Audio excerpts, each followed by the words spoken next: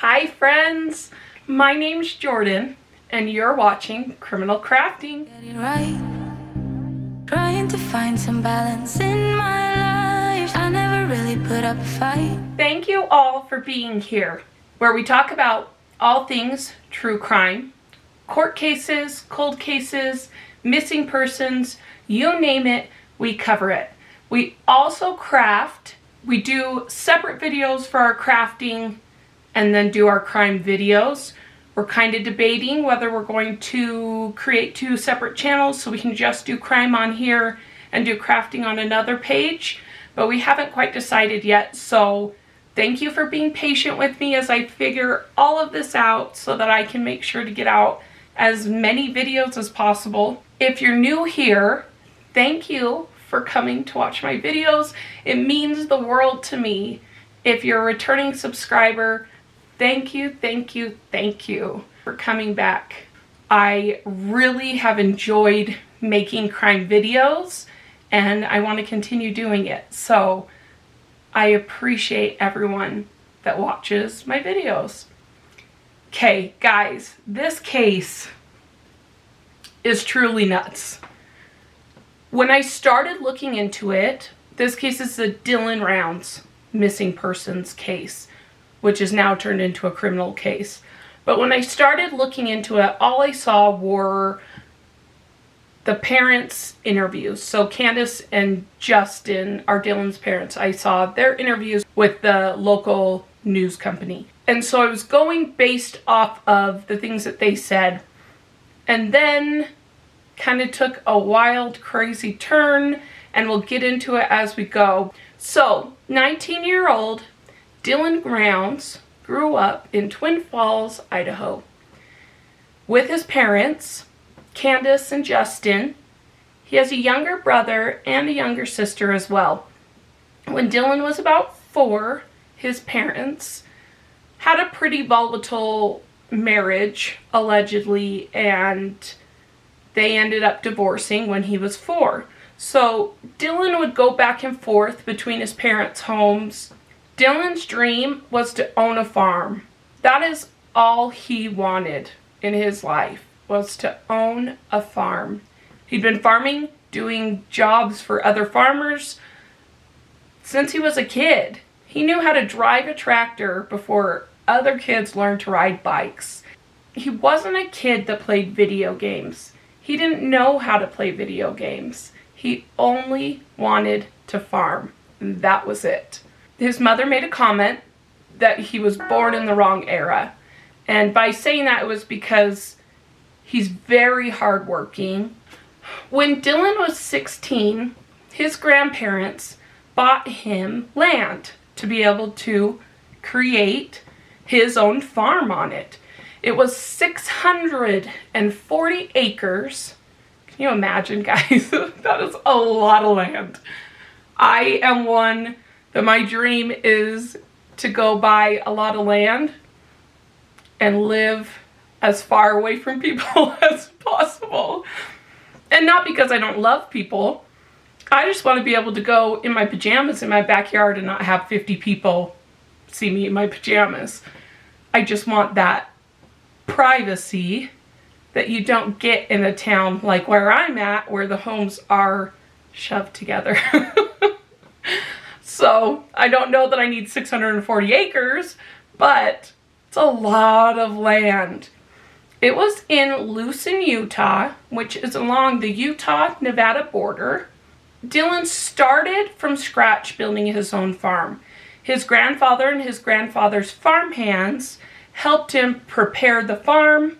Out in Lucin, it's a very desert land. So it's not highly sought out.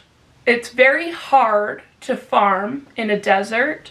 Not only that, it's by the Great Salt Lake, which makes the sand very alkaline high.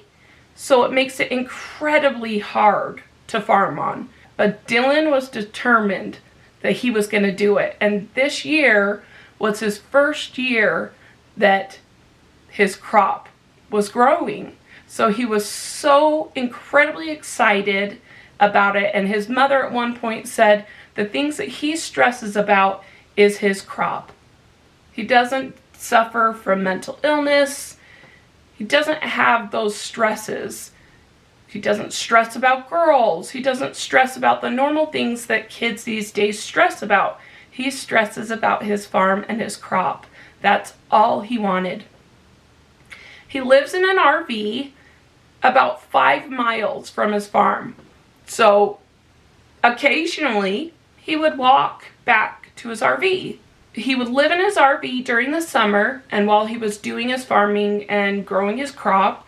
And then during the winter, he would go back to live with his mom and his dad and go back and forth between them and his grandparents and hang out with his friend JD. And JD was his best friend growing up. Dylan had all of his equipment and a barn on the farm. Lucin, because it's so remote, didn't have a town. So Dylan would go into Montello, Nevada if he needed anything.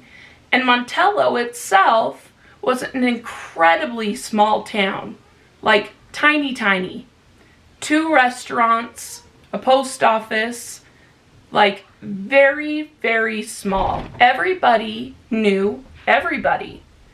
So essentially everyone knew everyone's business. The population I heard is about 200 people.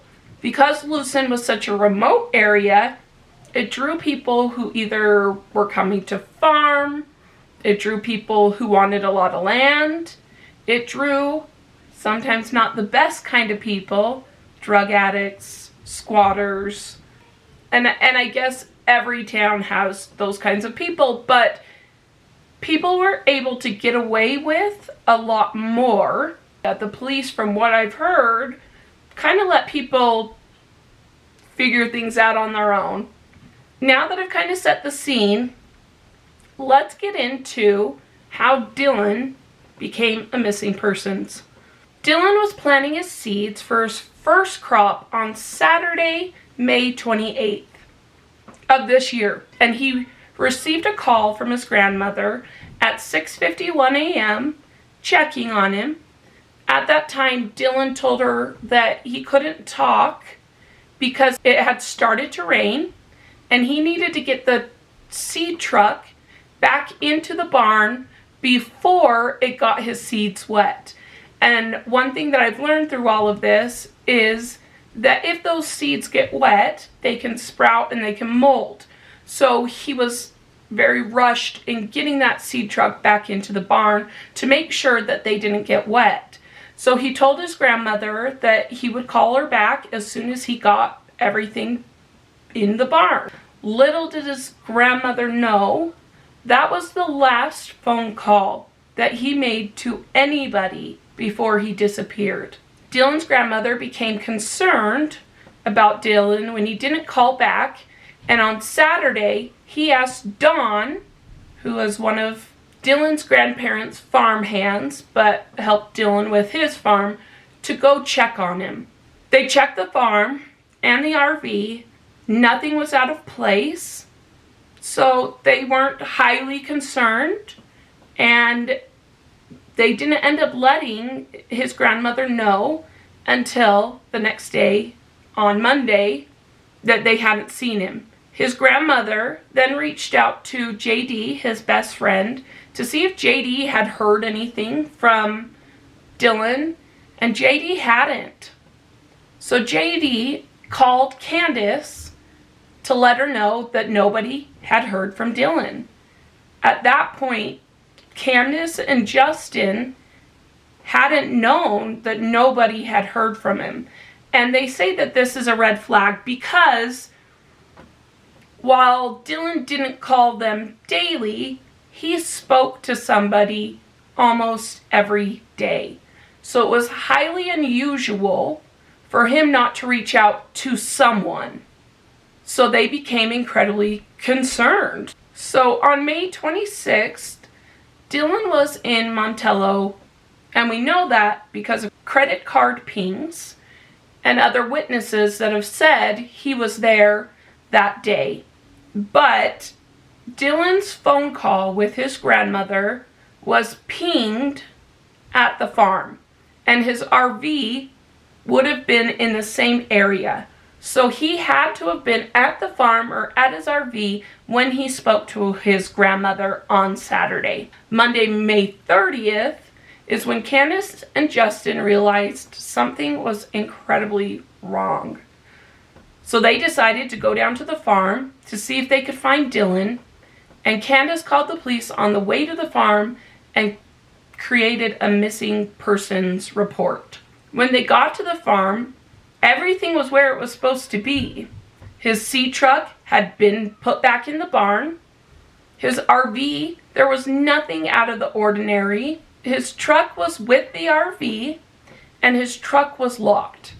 His parents said that was incredibly unusual because Dylan didn't lock his truck.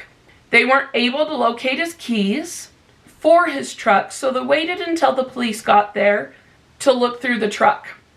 When the police got there, they asked if they could smash out the back window of the truck, and the police said, "It's your truck, do what you want." They noticed that his truck, as they were looking at it, and I will put video in here, that it had been power washed. So in Lucin that weekend, it was raining, and you're in the middle of a desert, and tracks are everywhere when it rains. Dylan's pickup has been pressure washed. And we didn't catch it in the first couple days because we were just frantic. We weren't even thinking about it. But then we had some people from Utah come forward, and they were cavers, and they were out there that weekend, and she called me, and she gave me a bunch of great information, pictures about the weather, what the landscape looked like with the puddles. And when we pulled in Monday, we left tracks. We still had tracks. It was still that wet. There's nothing behind Dylan's pickup. There is no track that it had moved for weeks. We know it had, but there's no tracks. There's no mud on the tires. There's no mud on the rims. But one place they missed was the wheel wells. So the wheel wells are full of mud, like it had been driven in the rain, and we have videos of it. But the tires, the pickup, there's no, you should have mud on the side of it. There's nothing. It's been cleaned. So it's like someone drove it somewhere and then parked it back where it was and cleaned it spotless. Yes. And that was a huge red flag for them. Dylan didn't clean his truck, ever. If you've been out in that area and you're driving back and forth in the dirt every day, there's really no point in cleaning your car because it's just going to get that much more filthy the next day, especially when it rains. Dylan essentially used his truck as a tool.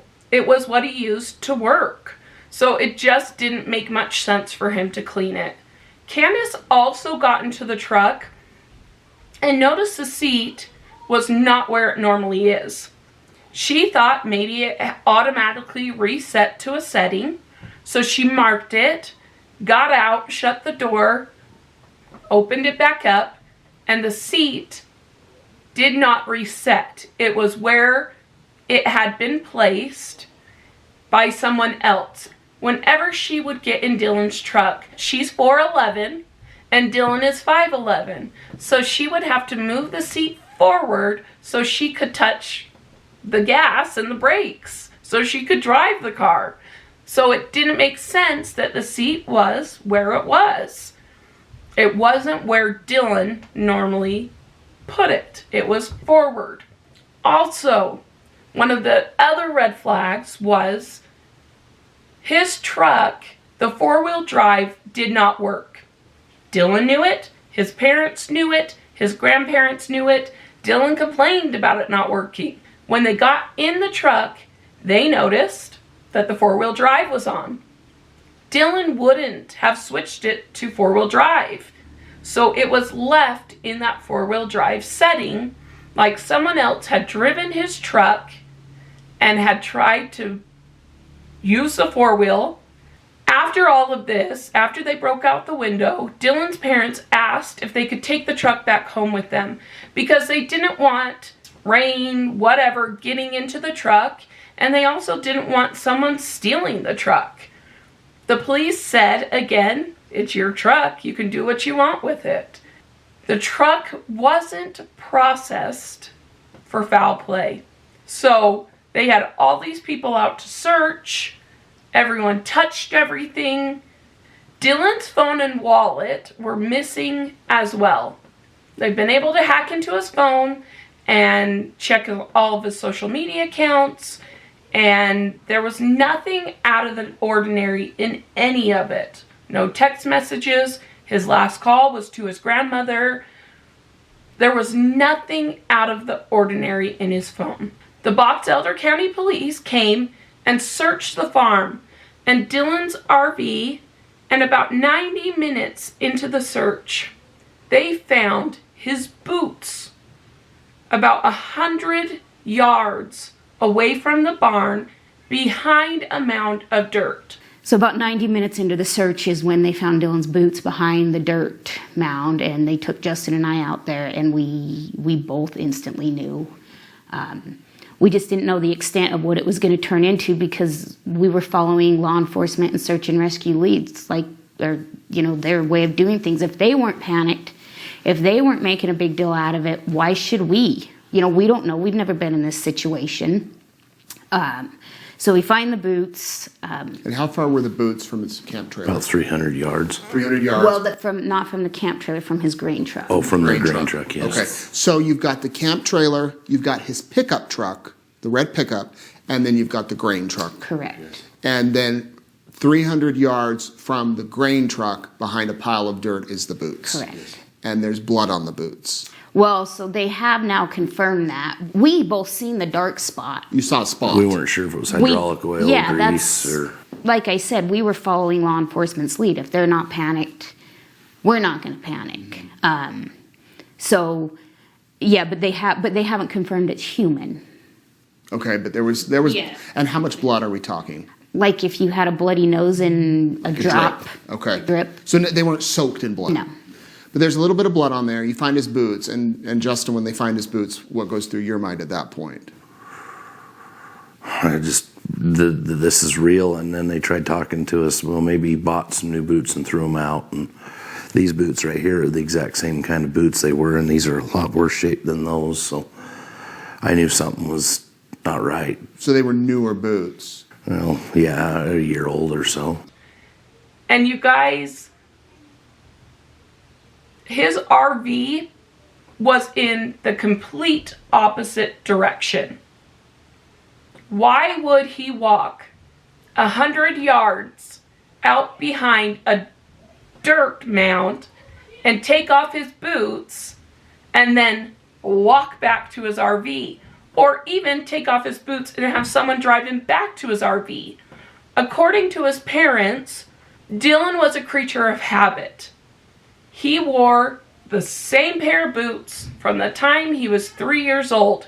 He would wear them until they had holes in them, and then they would buy a new pair off of Amazon, the exact same pair, the exact same color. Candace even has decorated his boots from when he was little and uses them as decor in her house because he wore the same boots his whole life. So they said he doesn't have another pair of shoes. Those were the boots he would have been wearing at the time he went missing. The boots, when they found them, had a dark spot on them, but the police let them know it was blood and took the boots to be tested to know for sure what it was. On Monday, June 6th, Candace and Justin asked the police about the boots and what they had found out. The police told them they hadn't sent them. The boots were sitting in the back of the police officer's car. Candace said the police told her that they needed the boots with the blood on it for a cadaver dog to be able to have a scent to go find Dylan. But Candace has since said that the cadaver dogs didn't need the blood scent to be able to go look for Dylan. They look and smell for body decomposition. So the parents have been incredibly frustrated with the police and feel like they've dropped the ball in a sense because they didn't block off the scene. They didn't take the truck in for processing. They didn't set it as a criminal case to begin with, where it was highly suspicious that it was a criminal case, but because of that blood spot on their boots, that's where I felt that should have been like a huge indication that it was a crime case. So with the boots, they haven't been able to tell if it's human blood or animal blood yet. They apparently can get a sample of Dylan's brother's blood and test it, but they haven't done that yet. So Dylan had several guys that worked with him. One was Don, who he had parted with 6 to 7 weeks prior. They had a fight over a washing machine and what Dylan should be prioritizing. His parents said it wasn't a bad parting. The men that worked with him were much older than him. So I can imagine being 19, they didn't take too well to having a 19-year-old boss them around and tell them what to do. Especially when these men, this is what they've been doing their whole lives. They know farming. Kurt was one of the other farm hands, and he comes more into the picture in a bit. He was 61, and he became a good friend to Dylan.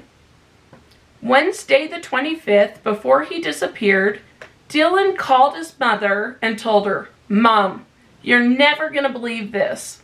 I was driving down the road and this man comes out of the desert, out of the middle of nowhere, barefoot, blood all over, scratches on him, and he asked me to give him a ride." Dylan told her, "Mom, I let him use my phone. I didn't give him a ride. I left him there." Later, that man was identified as Chase Venstra. When Chase realized he was a person of interest, he started reaching out to the police, left message after message after message, trying to give them an alibi, and they never returned his phone calls. But Chase, when he didn't get a phone call back from the police, he reached out directly to Candace, and he told her he didn't do anything to Dylan. He since has been arrested, but it's been on other charges. On Tuesday, May 31st, the day after Dylan's parents got to the farm, Kurt, that was friends with Dylan, called Candace and told her that the guy Dylan ran into on the side of the road was Chase Venstra. He said that Chase and another man were holding Dylan hostage in a house in Montello, Nevada.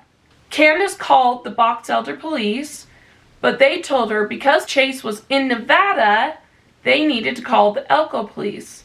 Well, when Candace called the Elko police had no idea what she was talking about. They didn't know anything about Dylan or the case or about Chase. When Elko was finally clued in on everything, they went and searched the home that Chase was apparently keeping Dylan at, and it was cleared. They never found out who told Kurt that Chase was holding Dylan. And that'll be interesting to hear what Kurt says when they interview him. I would hope that they interview him. On June 10th, the Elko police finally took on the case. They went over the case, which took over 5 hours to sit down and go over everything that they had already gone over with the Box Elder police. They changed it from a missing persons case to a criminal case at that point.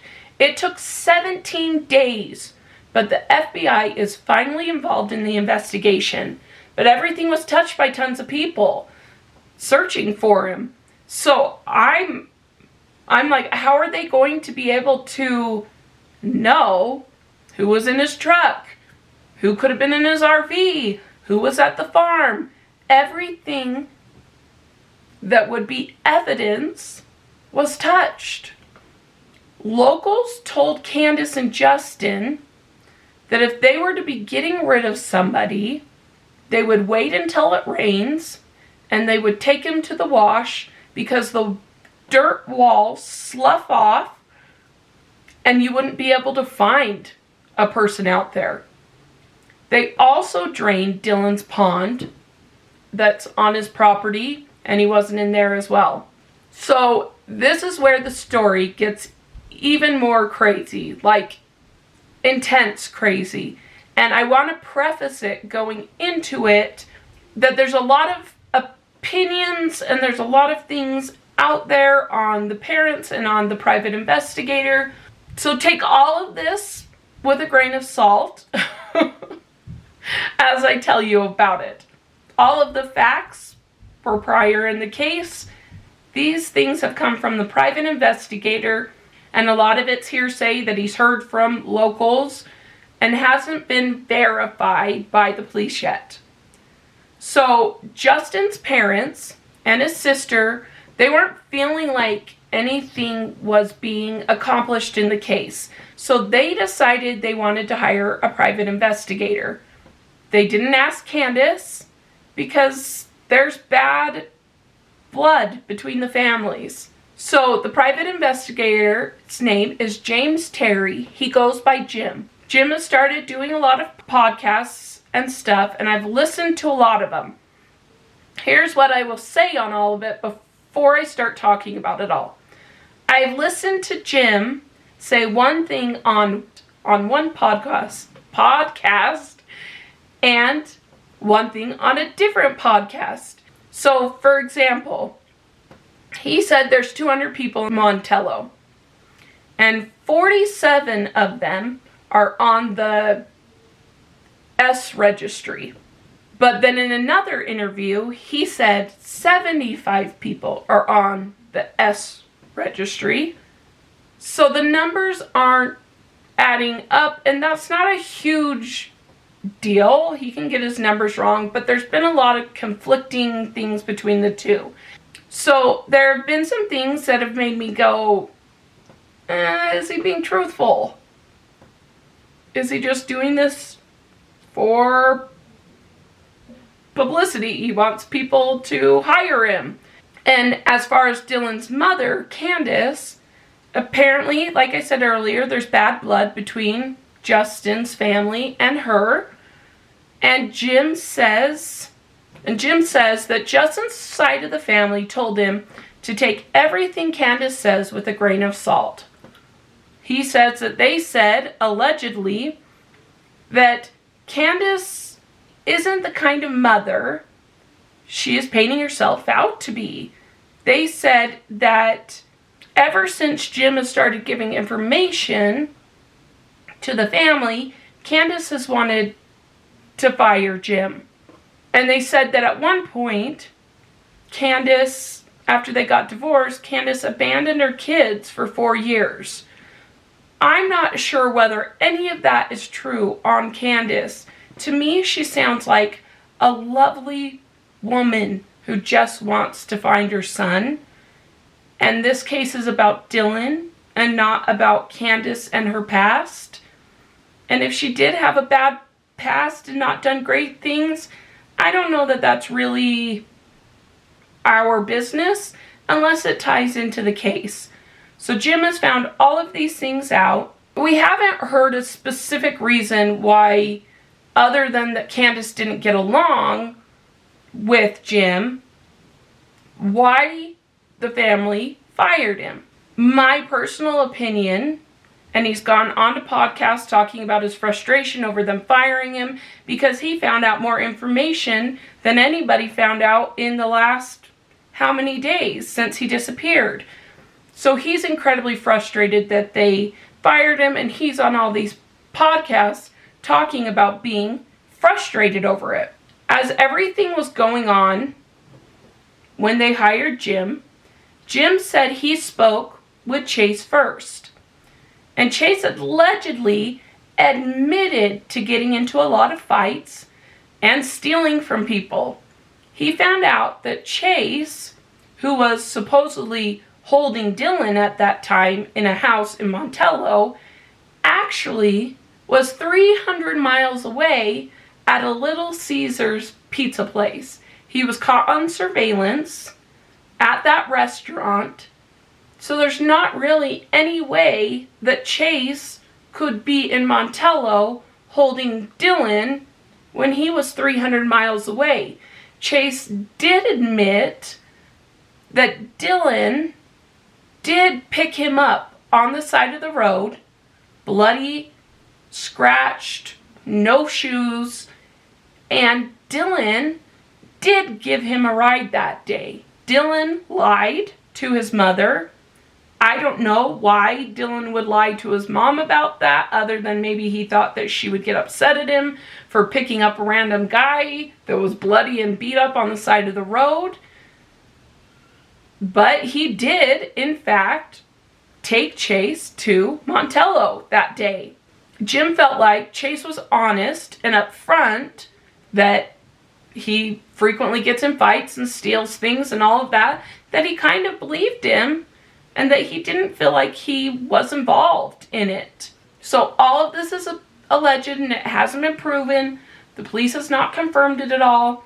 And Dylan's parents haven't made comments about this, other than Dylan didn't date girls. He was in love with farming, according to Candace, and didn't have time for a relationship. But people in the community have said to Jim, and Jim said it was many people. It wasn't just one or two people. It was well known in the community that Kurt and Dylan were in a relationship. And remember, Kurt is 61 years old. Dylan is 19.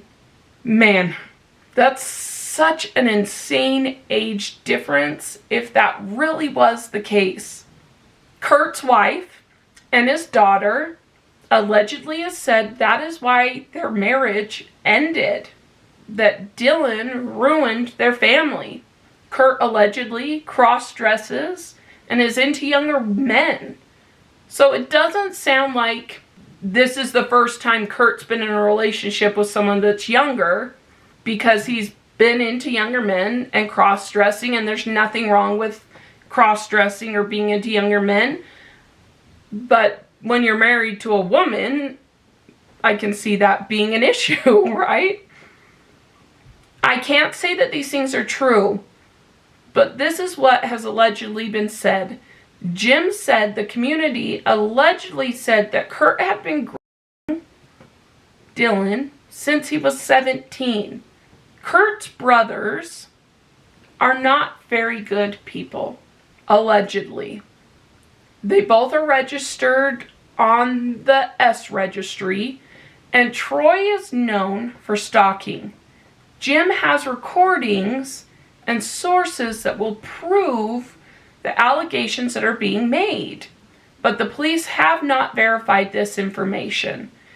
It'll be interesting to hear what evidence Jim has. A nurse came forward and she said she's taken care of 3 women in the past who all were kidnapped, kept in a shed, their shoes were taken away, and they were required to perform S favors on Troy, the captor, to get food and water. So Troy has a history of kidnapping people, taking their shoes off so they can't run away in the desert, keeping them in a shed, and forcing them to do unspeakable things. The women were all too traumatized to come forward and testify against Troy. They've all since moved, changed their names. They don't want to be involved in this. They are very traumatized over what they went through.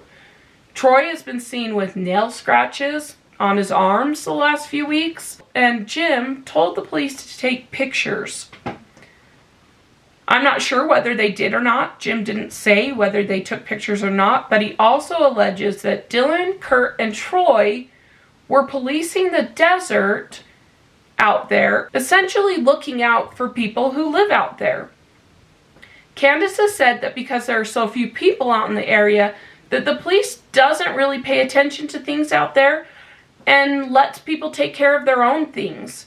Because of all the crime out there, people would essentially be the neighborhood watch. Several men have come forward and said they were stopped by men with guns in the area. This also has come from tourists that have been out there. Jim said he would like to look at Kurt's phone to see if there was anything that would help in knowing what part Kurt plays in all of this.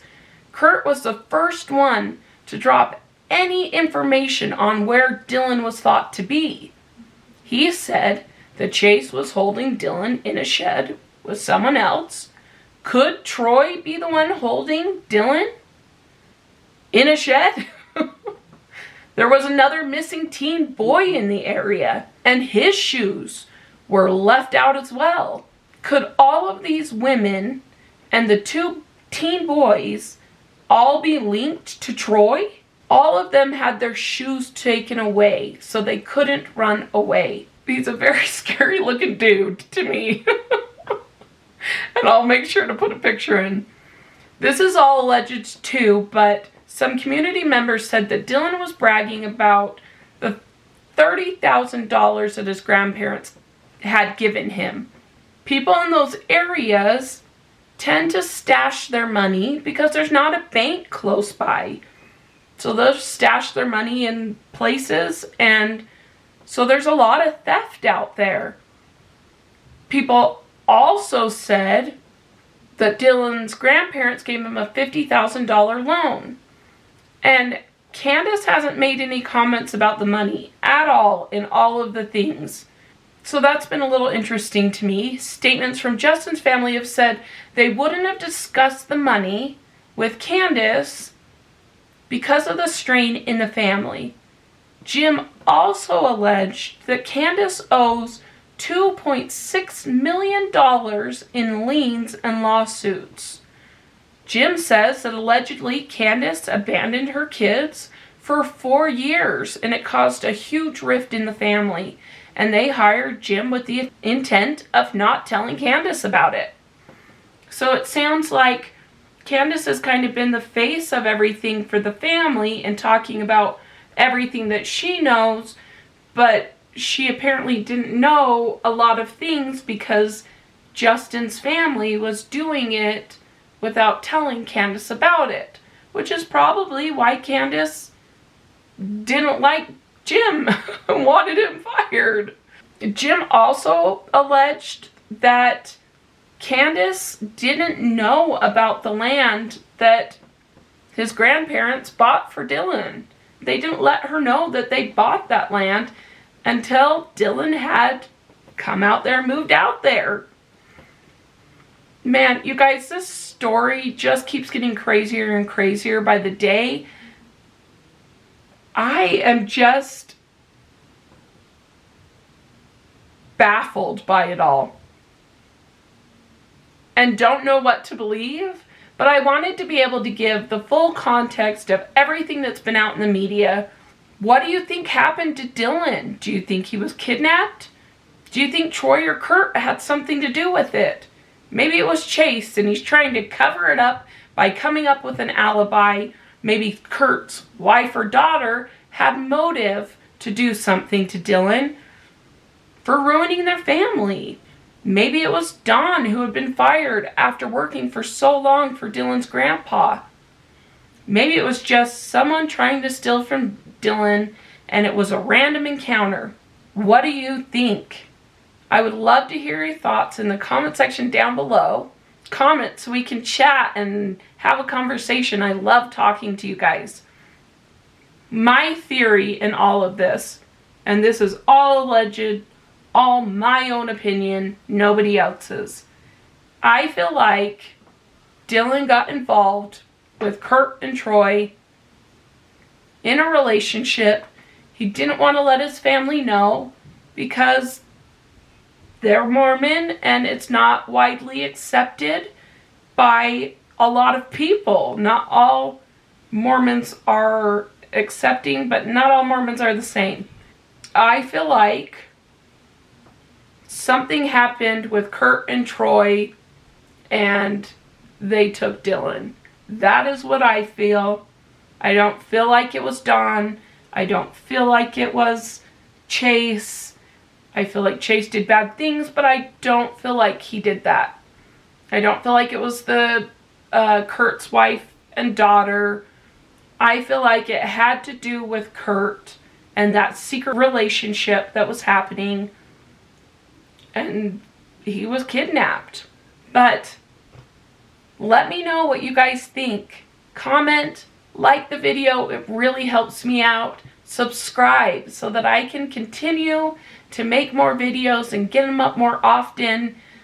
I love talking about true crime, and I love talking to you guys. So I would love to continue doing this.